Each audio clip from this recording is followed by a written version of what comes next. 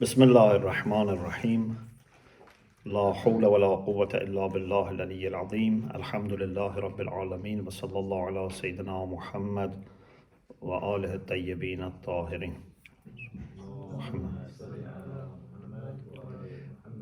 اللهم أخرجني من ظلمات الوهم وأكرمني بنور الفهم اللهم افتح علينا أبواب رحمتك وانشر علينا خزائن علومك برحمتك يا أرحم الراحمين.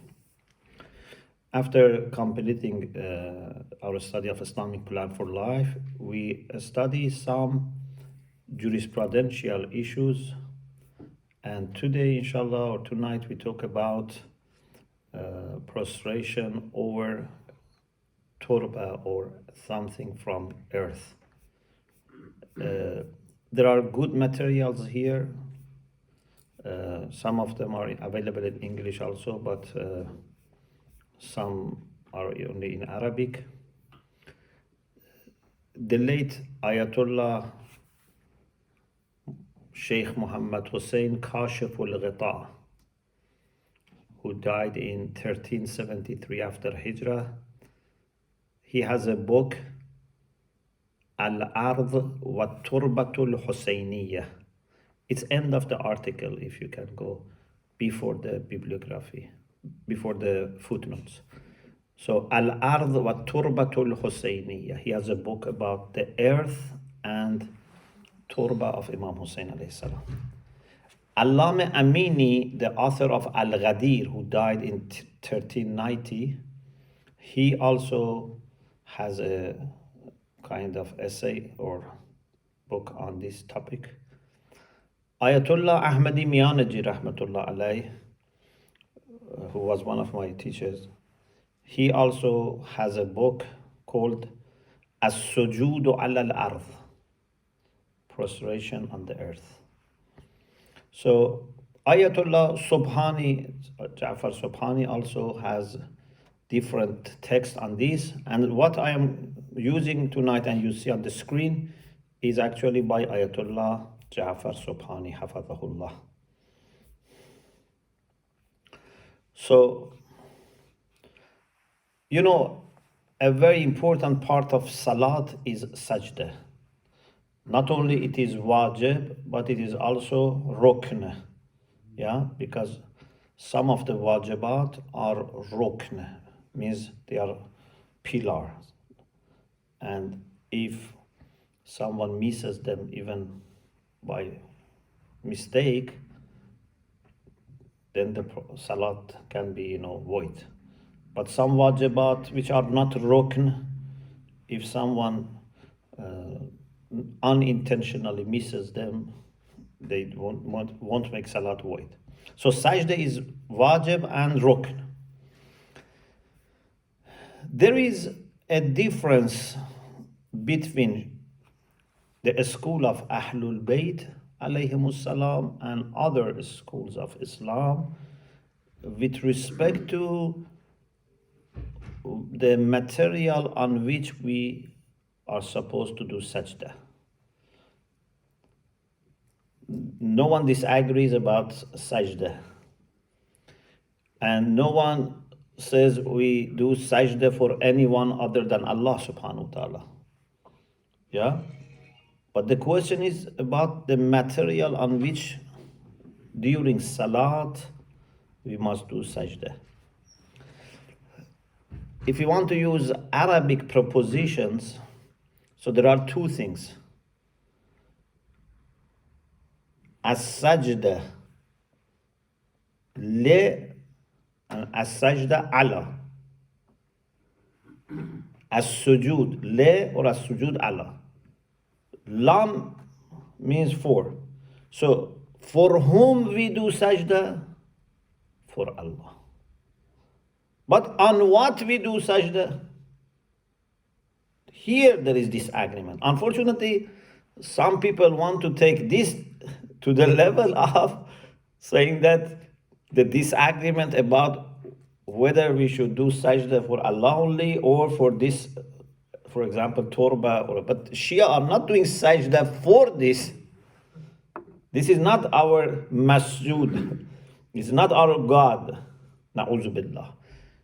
I don't think any, even uneducated Shia would ever think that this is my God that I am doing sajda.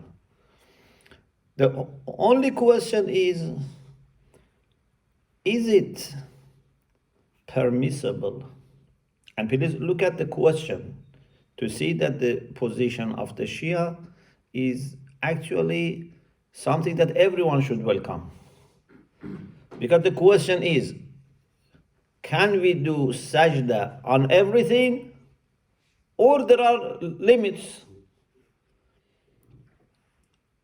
Shia say we cannot do sajda over everything. We should do sajda on something which is from earthly material, or if it is grown from earth, it should not be eatable, or something which is used for dressing. Yeah? So either something which is already covering the surface of the earth, like sand, stone, soil, or if it is grown like plants, it should not be eatable or something that you use as dress. So like wood, these kind of hasir, these kind of things are okay. Leaves of which are not eatable. So Shia say we have restriction. Others may say anything can be used. But those who say anything can be used, they would certainly accept what the Shia use. Yes? So if someone wants to be on the safe side, even if we have no hadith, no nothing, if you want to be on the safe side and do something that all Muslims agree, so do sajda on soil or on stone or piece of wood, because everyone accepts this. So this should not have become a controversial thing. But unfortunately, sometimes there has been misunderstanding. And especially maybe because, for example, they see that the Shia, for example, have in their mosques, turba, or, they carry with themselves turba. Maybe they thought, there is something, happening here that they maybe are hiding from us or something like that. But it's very simple. Just we want to have something clean that we can do sajda. And also we believe that among different soils, the soil of Karbala is something that is preferable, but not necessary, but preferable for sajda. That's it. But you can use any soil. So, Ayatollah Subhani Hafadhahullah says, all Muslims have agreed that in every rak'ah of salat, we have to have two sajda. We have to prostrate twice. وَلَمْ يَخْتَلَفُوا فِي الْمَسْجُودِ لَهُ. Muslims have no disagreement about whom should we do sajda for, because it's Allah subhanahu wa ta'ala. The only thing they have differed about conditions of what we do sajda on. Imamiyya, they say, it should be ard, earth, O ma yanbutu minha, what is grown from the earth, like plants. But if it is grown, should not be ma'kul or malbus, something that you eat, yeah, or something that you use as dress. But other mazahib have different opinions. Sheikh Tusi, our great scholar, Sheikh Ta'ifa, when he is explaining different positions here, he says, La yajuzu sujud. This is Sheikh Tusi, more than 1,000 years ago. La yajuzu sujud illa ala al-ard أو ما أنبتته الأرض. Sajda is not permissible except on the earth or what is grown from the earth. مما لا يؤكل ولا يلبس. But it has to be something which is not eaten or is not used as dress. For example, cotton, no. Because people use cotton for dress. مع الاختيار. If you are able to do sajda on this, if there is no such thing available, then maybe other things would be, because of emergency, permissible. This is Sheikh Tusi. And then he says, وَخَالَفَ جَمِيعُ الْفُقَهَا. Fuqaha of other mazahib, they disagreed. And they say you can do sajda on cotton, on hair, on wool, and things like this. And Sheikh says there is no permission to do sajda on what you carry, like imama. You cannot do sajda, you open your imama and do sajda on it. Or part of your rida, your outfit, or sleeve of your shirt, you cannot do sajda. And it seems here Shafi'i also agrees that you cannot do sajda on part of what you carry. And he says, وَرُوِيَ ذَلِكَ عَنْ عَلِيٍّ عَلَيْهِ الصَّلَاةُ وَالسَّلَامُ وَابْنُ Amr, and few people, Ahmad ibn Hanbal. Abu Hanifa and his followers, they said, إِذَا سَجَدَ عَلَى مَا هُوَ حَامِلٌ لَهُ كَالثِّيَابِ الَّتِي عَلَيْهِ أَجْزَأَهُ. Abu Hanifa says, if you do sajda on the clothes that you carry with you, it's sufficient. But in sajada ala ma la yanfasilu min. But if something is not separable from you, clothes you can separate. For example, if you do sajda on your hand, Abu Hanifa says, it's sufficient, but it is makruh. You can do sajda on your hand. So this is what Sheikh Tusi has, mentioned. Allama Hilli rahmatullah alayh. He also says, لا يجوز السجود على ما ليس بأرض ولا من نباتها. Sajda is not permissible on something which is not from earth and not plants, like skins of animal, like wool. You cannot do sajda. In the ulama'ina ajma'. All Shia scholars said it's not permissible, but atbaq al-jumhur al-jawaz. But the majority of Muslims, they said it is permissible. So why Shia have all the same idea? No exception. Because this is clear teachings of the Prophet and Ahlul Bayt alayhimus salam. For example, Sheikh Saduq quotes this hadith from Hisham ibn Hakam, that he asked Imam Sadiq alayhi salam. He said, "Oh Imam, on what we can do sajda? Akhbirni amma yajuzu as-sujudu alayh wa amma la yajuz."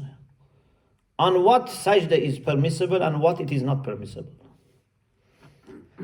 Imam Sadiq alayhi salam said, "As-sujud la yajuzu illa ala al-ardh or ala ma anbatat al-ardh illa ma ukila aw lubisa." You see, exact fatwa of our ulama is the wording of Imam Sadiq. So There was no need for ijtihad. So many hadiths very clearly have said this. Of course, if hadith was only one or two, then they needed to verify, but it's very established. Imam said, Imam Sadiq alayhi salam, prostration or sajda is not permissible except alal arth, on the earth, or what is grown from the earth, except ma ukila aw lubisa, what is eaten or put on as dress. Hisham ibn Hakam says, I said, جُعِلْتُ فِدَاكَ مَا الْعِلَّةُ فِي ذَلِكَ. May I be your ransom. What's the reason? So he asked for the philosophy of it. Of course, it was for the sake of appreciation. Otherwise, even we don't understand the philosophy. When we know that this is the ruling of Allah, we do it. But it helps if we can have at least some idea. It can be much more than this. Imam alayhi salam said, لأن السجود خضوع لله عز وجل. Sajda is a kind of way to show your humbleness before Allah subhanahu wa ta'ala. Yeah? Sajda is actually the most maybe important part of salat, when we are showing maximum humbleness to Allah. So when we put our forehead on earth. فَلَا يَنْبَغِي أَنْ يَكُونَ عَلَى مَا يُؤْكَلْ وَيُلْبَسْ. It's not expected, it's not recommendable to do it on something which is eaten or put on as clothes. Because then people, he says, لأن أبناء الدنيا عبيد ما يأكلون ويلبسون. Those who are servants of dunya, they are servants of what they eat and what they put on. They make all efforts for food and clothes, etc. والساجد في سجوده في عبادة الله. But the one who's doing sajda is worshipping Allah subhanahu wa ta'ala. فلا ينبغي أن يضع جبهته في سجوده على معبود أبناء الدنيا. So you are worshipping Allah, so you shouldn't put your forehead on what people of dunya worship. الذين اغتروا لغرورها. Those who are deceived by deception of dunya.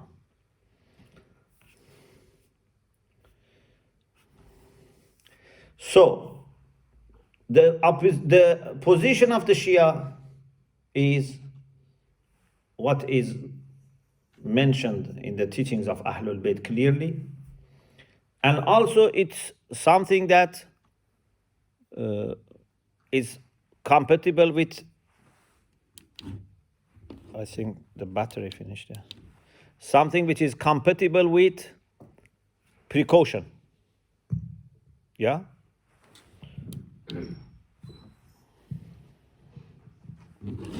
Thank you.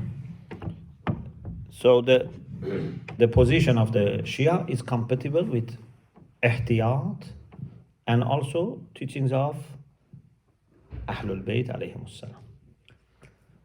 But we can go further and see what our Sunni brothers and sisters also have in their sources, to see whether based on their sources also we can find something that can help us understand this. Thank you very much.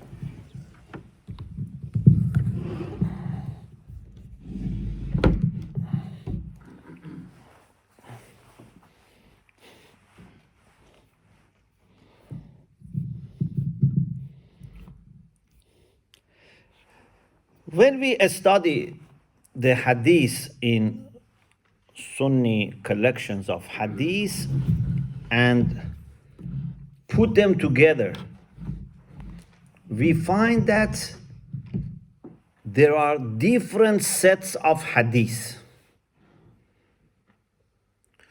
Some of them permit, some of them don't permit, some of them brings condition. If we want to say they contradict, then it means all of them lose their validity. Yeah. But Ayatollah Subhani and our scholars, they try to put all of them together without saying that they contradict and all are dropped. And they try to make sense of them. So they say, if we take them all to be acceptable, then we can say there were different phases or stages in legislation of sajda. At some point, they were not permitted to do sajda except on the earth. To the extent that they were not even able to take some piece of wood with themselves or hasir. They had to do sajda even if it was hot.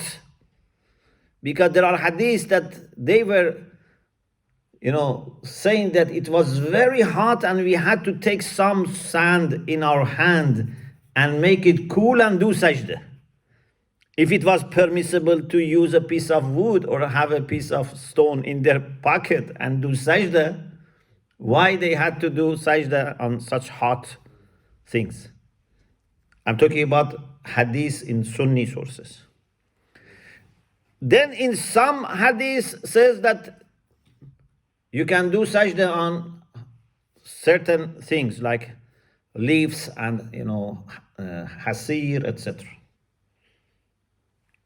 So if you want to say there is a sense here, so we have to say there was a stage. Otherwise we have to say these hadiths, are conflicting. But we can say, okay, maybe there was a phase that they were not able to do sajda on anything except earthly material. Then it was extended. And then they have some hadith that says they were able to do sajda even on their clothes. And then we have to say, so perhaps this was for istirar, for emergency. So let us see their hadith.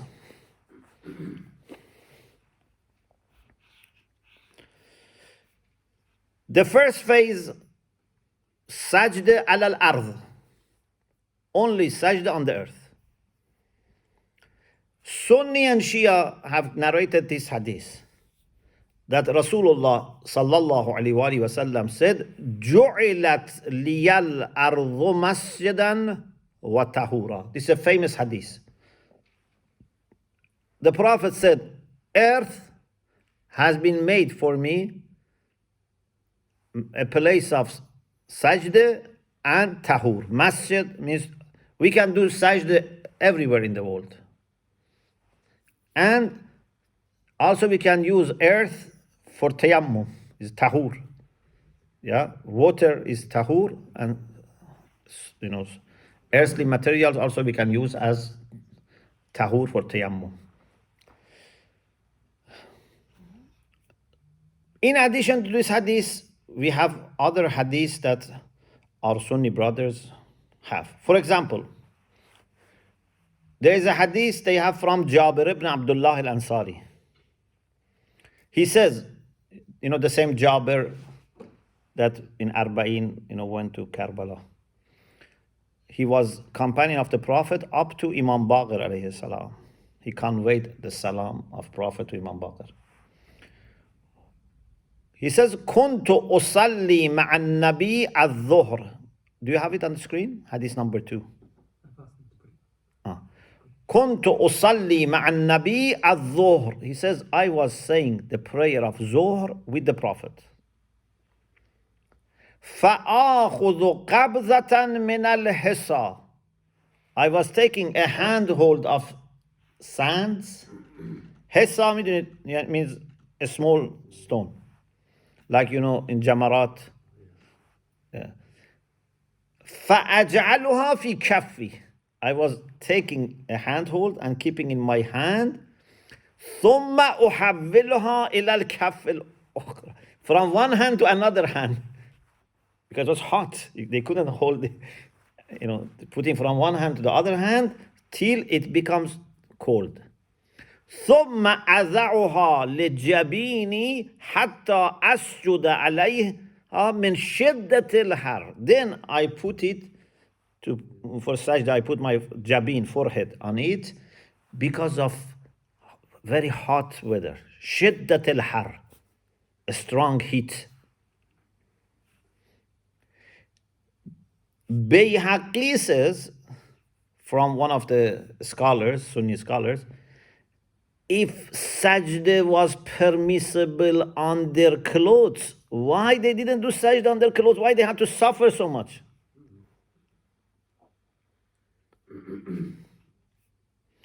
They could put a piece of clothes there and do sajda. Because if there is a cloth, it wouldn't become that hot like stone.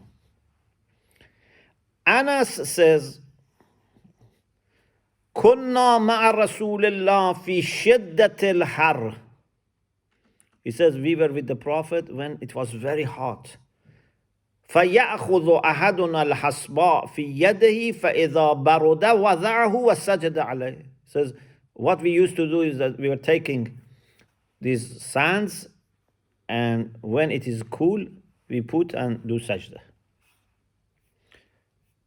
Another person says, شكونا إلى رسول الله شدة الرمضاء في جباهنا وأكفنا فلم يشكر. He says, we complained to the Prophet that this sand is very hot for our hand and our forehead when we do sajda. But he says Rasulullah didn't change, didn't accept.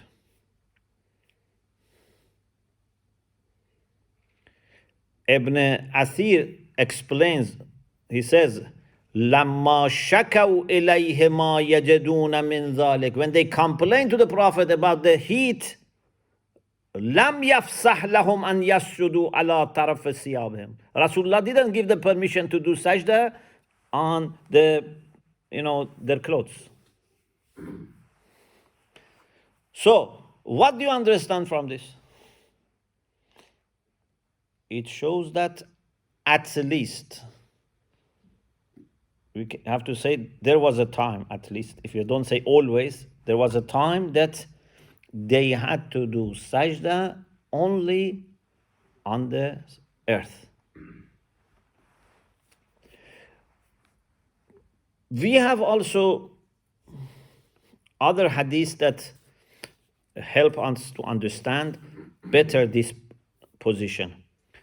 There were some people that, because they were putting their forehead on the soil and there was dust here, so some people were afraid of this dust. For example, Suhaib was one of the companions of the Prophet. When he was doing sajda, he was avoiding dust to touch his forehead.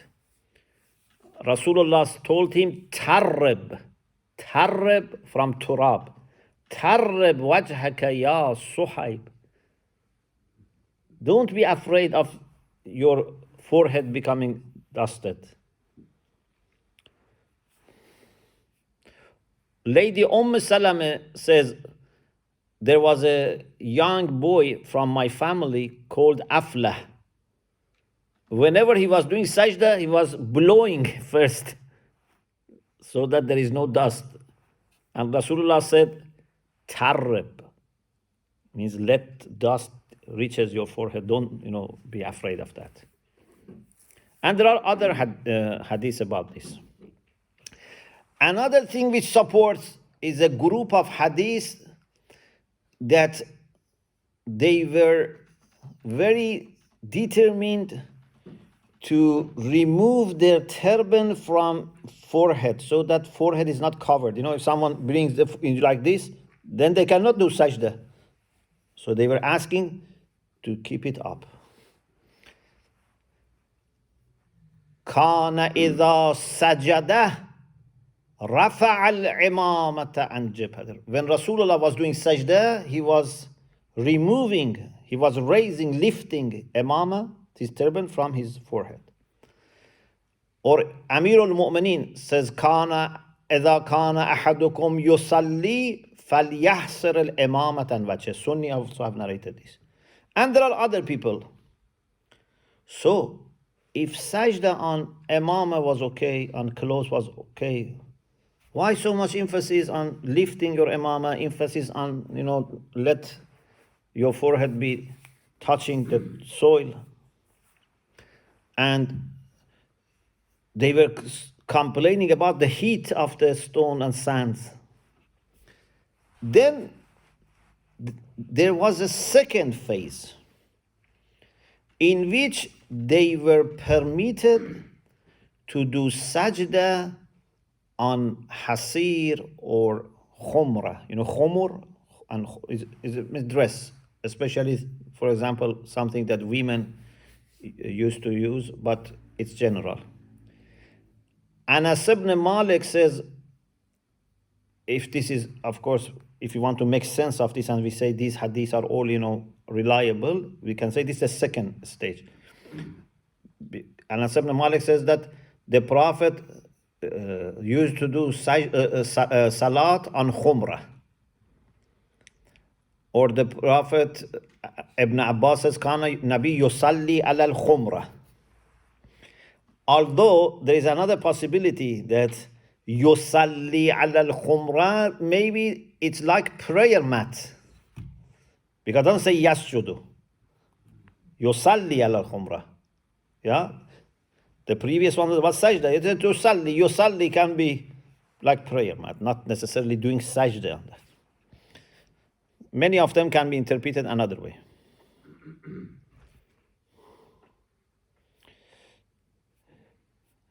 Then there was a third stage, that if someone was not able to do sajda on the earth, was doing sajda on his clothes. Anas ibn Malik says, كنا إذا صلينا مع النبي فلم يستطع أحدنا أن يمكن جبهته من الأرض. He says, when we were saying prayer with Rasulullah, and some of us, or one of us, was not able to put his forehead on the earth, ترح ثوبه ثم سجد. The one who was not able to do sajda on the earth was opening his clothes and doing sajda on it.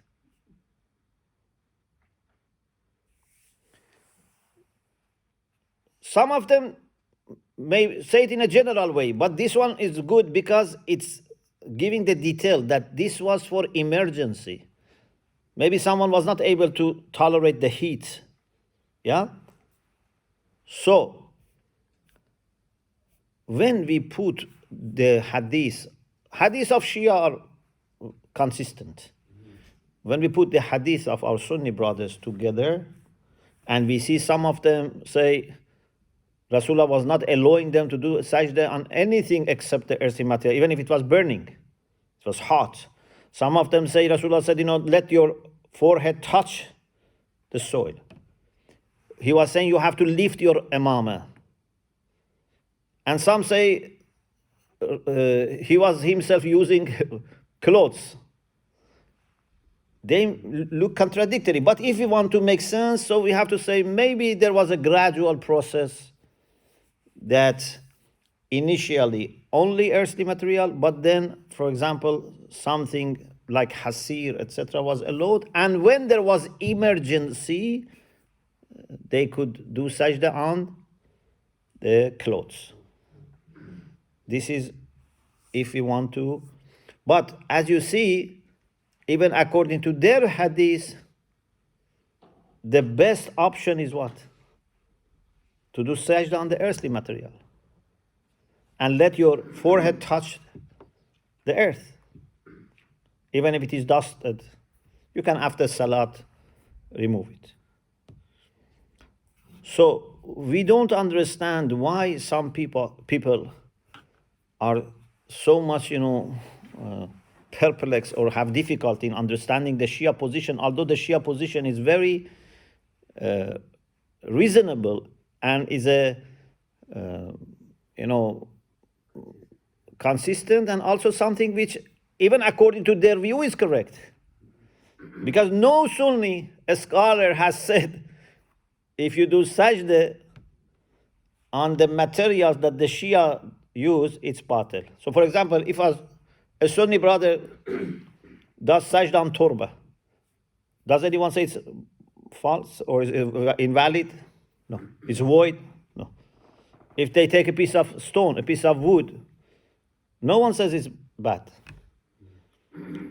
So this is one fiqh issue that I thought maybe it's good to discuss and review for the sake of understanding. And I'm sure many of our Sunni brothers and sisters, they understand and they don't mind. Only maybe some people who don't have that much, knowledge or experience, maybe they don't find it understandable. We pray to Allah subhanahu wa ta'ala to help all Muslims to appreciate the greatness of Islam and understand that Islam, which is common between us, is greater than all differences. Quran, Allah subhanahu wa ta'ala, and Prophet Muhammad sallallahu alaihi wasallam are so great that they can unify all of us. And we can have our differences, we can scholarly discuss these things, but we should recognize each other as brothers and sisters in Islam. And as long as someone is following their own madhab, no one should say, you are not good Muslim, you are not practicing, etc. Alhamdulillah Rabbil Alameen.